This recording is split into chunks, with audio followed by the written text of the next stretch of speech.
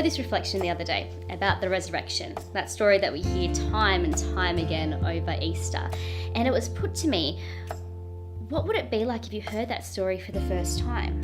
For the first time, where you hear about Mary Magdalene standing there at the tomb and it's empty, and she gets told to not look for the living amongst the dead.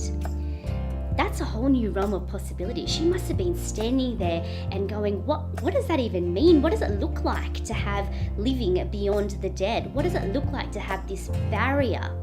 And then realize that this whole other world of possibility that exists beyond it. And it just made me think a little bit about what that looks like for me. What are the possibilities in my life that exist beyond those barriers? It made me think a little bit about things like when my husband and I first met.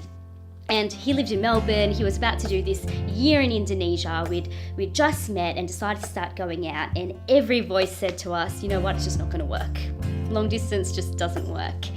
And yet, here we are 4.5 years later, now we're married, and I just think, what if I'd listened to those voices? What if I had looked at that barrier and gone, there isn't this possibility beyond it? And I just keep being reminded of how important that question is. What are the possibilities?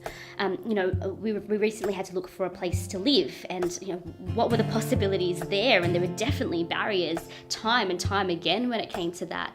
And it's made me just think, after hearing that reflection, that this question is just so pertinent in my own life every single day.